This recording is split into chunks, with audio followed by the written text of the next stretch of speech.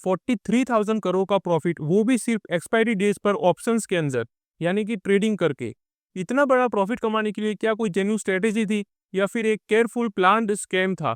जी हाँ दोस्तों, सेबी ने जेन स्ट्रीट, जो कि दुनिया की एक बड़ी ट्रेडिंग फर्म है, उसके ऊपर मार्केट बैन लगा दिया है अब। 4,800 करोड़ से भी ज़्यादा का एसेट फ्रीज कर दिया है और इंडिया के हिस्ट्री का सबसे बड़ा ट्रेडिंग मैनिपुलेशन केस का नाम मिल गया है इन्हें अब। तो आखिर में दोस्तों, दलाल स्ट्रीट पे ऐसा तो एग्जैक्टली हुआ क्या है और कैसे हुआ, और आप जैसे रिटेल इन्वेस्टर्स के लिए क्या है लेसन्स इसके अंदर?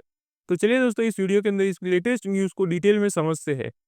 और उससे पहले दोस्तों, अगर अभी तक आपने चैनल को सब्सक्राइब नहीं करा तो जरूर कर लेना, क्योंकि हम डेली ऐसे stock market related important video share करते हैं। सबसे पहले तो दोस्तों ये समझते हैं कि जेन स्ट्रीट आखिर में है क्या। तो जेन स्ट्रीट एक ग्लोबल प्रोप्राइटरी ट्रेडिंग फर्म है जो शुरू हुई थी 2000 में न्यूयॉर्क के अंदर। आज इनके पास है 2600 से भी ज्यादा एम्प्लॉयज अक्रॉस 45 कंट्रीज। जी हाँ दोस्तों, ये 45 कंट्रीज में काम करते हैं अभी के दिन। ये firm globally equities, bonds, ETF और डेरिवेटिव्स में ट्रेड करती है और इंडिया में भी ये काफ़ी एक्टिव थे। इनका नाम सोफिस्टिकेटेड ट्रेडिंग और क्वांट बेस्ड स्ट्रेटेजीज के लिए जाना जाता है। लेकिन इस बार दोस्तों, सेबी ने इनके ऊपर काफ़ी सीरियस मैनिपुलेशन केस लगा दिया है, जिससे कि उनका एक बहुत ही बड़ा स्कैम बाहर आ चुका है, जो कि आपके लिए जानना काफ़ी ज़्यादा इंपॉर्टेंट है। अब अगर हम बात करें कि जेन स्ट्रीट में किया क्या है, तो दोस्तों सेबी का कहना है कि जेन स्ट्रीट ने इंडियन मार्केट में इंट्राडे इंडेक्स मैनिपुलेशन स्ट्रेटेजी चलाई थी। तो वो ये था दोस्तों कि मॉर्निंग में वो लोग एग्रेसिवली बाय करते थे बैंक निफ्टी स्टॉक्स और फ्यूचर्स, और इंडेक्स प्राइस आर्टिफिशियली इसी वजह से दोस्तों इंक्रीज हो जाता था, क्योंकि ये बहुत ही बड़ा वॉल्यूम से ट्रेड करते थे। और जैसे ही प्राइस ऊपर चला जाता था, मार्केट एंड होने के से पहले पहले ये लोग उसी दिन उसे एग्रेसिवली सेल भी कर देते थे, जिससे कि वो काफ़ी बड़ा फॉल दिखाता था दोस्तों। और उनका एक बहुत ही बड़ा प्रॉफिट बन जाता था इससे, ऑप्शंस के अंदर ही। और ये ज़्यादातर काम हो रहा था दोस्तों ट्रेडिंग से, एफएनओ के अंदर। ये सब एक्सपायरी डेज पर ही होता था दोस्तों ज़्यादातर, जहाँ मार्केट की वॉलेटिलिटी ज़्यादा होती थी और ऑप्शंस में बड़ा पैसा बनता था। सेबी ने स्ट्रेटेजी को बोला है मार्किंग द क्लोज, यानी एक्सपायरी के क्लोज पे मार्केट को अपने फेवर में करना। ये एक तरह का दोस्तों पंप एंड डंप केस भी मान सकते हैं हम लोग।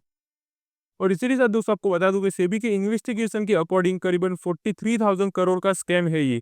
इन्होंने दोस्तों जैन 2023 से मार्च 2025 के अंदर ही करीबन 43,289 करोड़ का प्रॉफिट अर्न करा है, ओनली फ्रॉम इंडेक्स ऑप्शंस। जी हाँ। और उसी के साथ दोस्तों सिर्फ ऐसा नहीं है कि इन्होंने सिर्फ प्रॉफिट ही करा है, इन्होंने लॉस भी दिखाया है, जैसे 7,200 करोड़ का कैश और फ्यूचर सेगमेंट के अंदर। और करीबन अगर नेट प्रॉफिट की बात करें ओवरऑल लॉस को हटाकर, तो करीबन 36,500 करोड़ का है। इन्होंने दोस्तों लॉस लिया है दूसरे सेगमेंट में सिर्फ इसीलिए ताकि ऑप्शंस में मैसिव प्रॉफिट हो सके। सेबी का कहना है ये कोई स्ट्रेटेजी नहीं थी, ये मार्केट मैनिपुलेशन था, जो कि एक तरह का इलीगल है दोस्तों। अब अगर हम बात करें कि सेबी ने इसके ऊपर क्या एक्शन लिया है, तो सबसे पहला तो दोस्तों इन्हें मार्केट से बैन कर दिया गया है। जी हाँ दोस्तों, ये एक सबसे बड़ा एक्शन है। और दूसरा कि उनके एसेट को फ्रीज कर दिया है, जो कि अभी के समय है 4,843 करोड़ का, और इसे कंप्लीटली फ्रीज कर दिया है दोस्तों। और उसके बाद बैंक और डीमेट अकाउंट भी फ्रीज कर दिया है, जो इंडिया के अंदर उनका था, और उससे अब वो लोग डेबिट नहीं कर सकते कुछ भी अमाउंट। और अगला है दोस्तों एसेट डिस्पोजल बैन। जी हाँ, ये लोग अब अपनी प्रॉपर्टी या एसेट को सेल नहीं कर सकते। सेबी ने कहा है ये एक्शन तब तक चलेगा जब तक इन्वेस्टिगेशन कंप्लीट नहीं होती या इलीगल पैसा वापस नहीं होता। जी हाँ। तो अब सिंपल वर्ड्स में दोस्तों समझते हैं कि उनकी स्ट्रेटेजी कैसे काम करती है। तो चलिए इसे step by step break down करते हैं। सबसे पहले ये लोग दोस्तों मॉर्निंग में बाय करते थे हेवीली इन इंडेक्स स्टॉक्स। फिर when index goes up you get profit in option, यानी कि जब इंडेक्स ऊपर चला जाता था तो इन्हें जाहिर सी बात है कि इन्हें अच्छा प्रॉफिट हो जाता था। फिर वो एग्रेसिवली सब कुछ बेच देते थे, और जब इंडेक्स फॉल करता था वो फिर से वो लोग तो प्रॉफिट कर लेते थे, जैसे कि हम पुट ऑप्शन में करते हैं। तो रिटेल ट्रेडर्स को लगता था दोस्तों मार्केट जेन्युइनली ऊपर जा रहा है जब ये लोग बाय करते थे एग्रेसिवली, लेकिन एक्चुअली वो मूव टेम्पररी मैन्युपुलेटेड होता था इनके थ्रू। और एक्सपायरी डे पे ये मूव और भी डेंजरस हो जाता था, क्योंकि हर टिक दोस्तों मैटर करता है। अब अगर हम बात करें कि कौन से स्टॉक्स को इन लोगों ने सबसे ज़्यादा टारगेट करा है, तो सबसे पहले अगर हम बैंक निफ्टी स्टॉक्स की बात करें तो उसमें शामिल है दोस्तों HDFC, ICICI, axis bank, state bank of India, Kotak Mahindra, IndusInd bank. ये सभी स्टॉक दोस्तों, बैंक ऑफ बड़ौदा भी है, कैनरा बैंक है, बंधन बैंक, ये सभी स्टॉक्स में दोस्तों इन्होंने मैनिपुलेशन करा है। ये चीज़ आप भी नोट करके रख सकते हो। और उसके बाद निफ्टी 50 के स्टॉक्स की बात करें तो उसके अंदर शामिल है stocks like Infosys, Reliance, HDFC, ICICI bank, TCS. ये काफ़ी बड़ी-बड़ी दोस्तों स्टॉक्स हैं जिनमें इन लोगों ने मैनिपुलेशन करा है।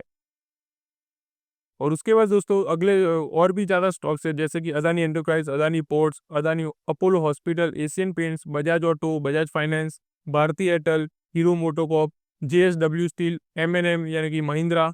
ये काफ़ी बड़े-बड़े नाम है दोस्तों। इन सभी में दोस्तों इन लोगों ने मैनिपुलेशन करा है, यानी कि पंप एंड डंप करा है। तो चलिए दोस्तों, अब हम बात कर लेते हैं कि इन्वेस्टर के लिए इसके अंदर क्या लर्निंग है, जिससे वो लोग आगे भी सेफ रह सके। तो सबसे पहले तो ये कि do not blindly trust sharp market moves on expiry days. जी हाँ, एक्सपायरी डेज के दिन दोस्तों काफ़ी ज़्यादा हम देखते हैं कि अचानक से निफ्टी या बैंक निफ्टी ऊपर चला जाता है, वापस अचानक से गिर भी जाता है। तो उस दिन दोस्तों ऐसे ब्लाइंडली मार्केट के ऊपर ट्रस्ट मत कर लेना, क्योंकि कोई भी इसे मैनिपुलेट कर सकता है। और दूसरा, learn how be players operate in the market. ये चीज़ भी दोस्तों आपको सीखनी पड़ेगी। और उसके बाद है risk management is very important. जी हाँ दोस्तों, आपको पता होना चाहिए कि आप कितना रिस्क ले सकते हो, whether you are an option trader और इन्वेस्टर, दोनों में ही दोस्तों ये चीज़ काफ़ी ज़्यादा ज़रूरी है। और सबसे ज़्यादा दोस्तों एफएनओ में तो ये ज़रूरी है ही आपके लिए। और उसके बाद दोस्तों सेबी का रोल सबसे बड़ा है दोस्तों इसके अंदर, और ये चीज़ दोस्तों हमें इस केस के अंदर देखने को मिल ही चुकी है।